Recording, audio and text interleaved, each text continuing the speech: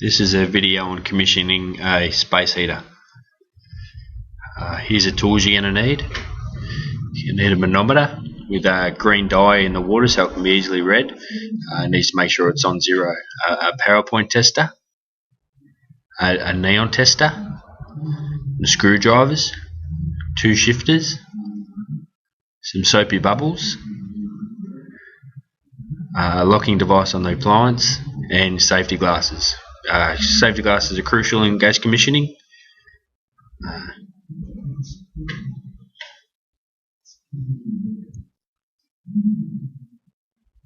First, you need to test your power points working properly. Do that, use the power point tester. You're looking for that the earth's connected and that the active and neutral are not reversed in the power point. This is fine. Now I'm going to test my neon tester to ensure it works properly, which it does.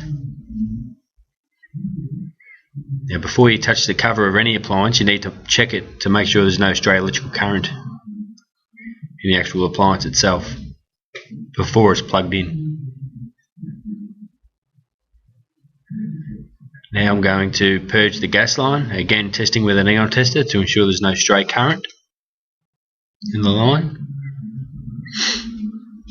You need to attach bonding straps, so if there is any stray current in the line, it will be bridged by these bonding straps. Using a shifter on the body to not put any stress on the pipe, undo the nut.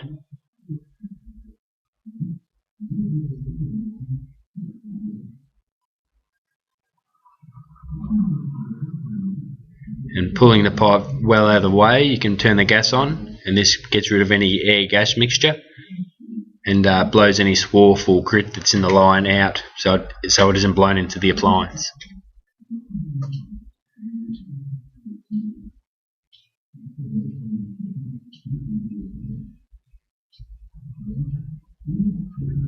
A critical part of this procedure is to make sure you test any nuts you undo with soapy bubbles to make sure there's no leaks. So a critical part of the procedure.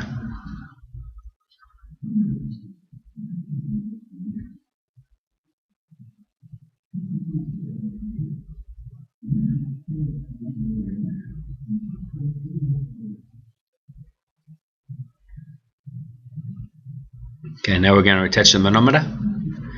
And this appliance is 2 test points. On most appliances there's only 1, but on this one there's actually 2.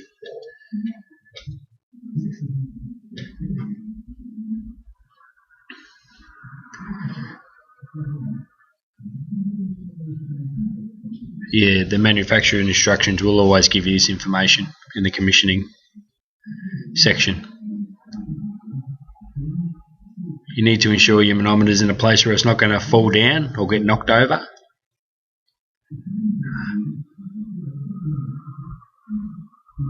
Make sure that all the hoses are securely fitted.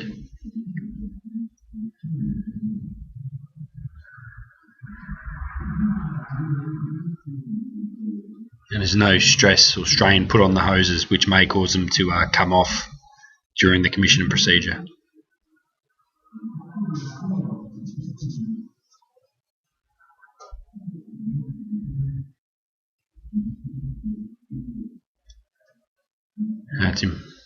Now you need to plug the appliance in and make sure there's gas available to the appliance.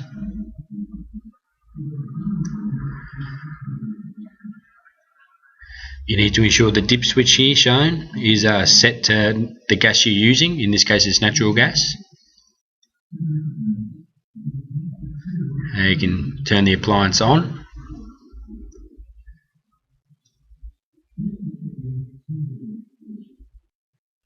And you'll see the burner pressure there shown on the manometer to the right.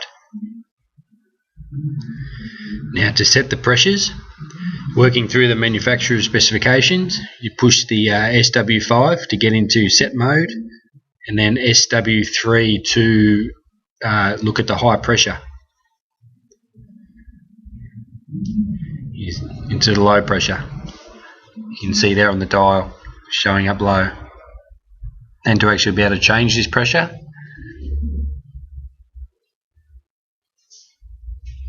hit the S4 button, and that'll get you into that mode. And by pressing the arrow shown there, you can change the pressures on your manometer.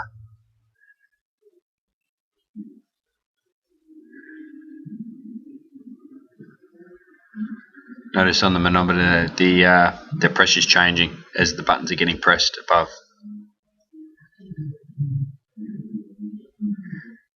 The low pressure for this unit is 0.12 kPa, which shows there on the manometer.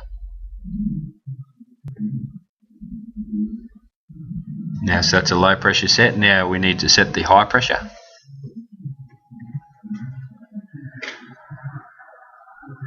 See there on the manometer the high pressure.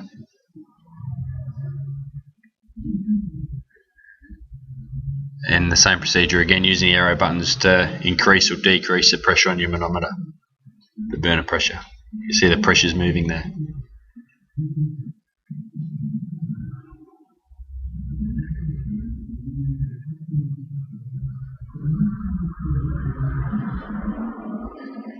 For the high pressure in this appliance, it's 600 PA. Sorry, 600 kPa. So the pressure has been set. Return the appliance to normal operation mode. So now you need to remove your manometer. So another crucial part in this procedure again.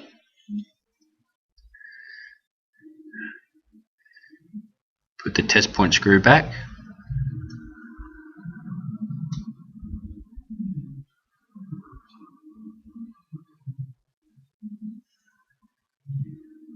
Now ensure that you turn the appliance back on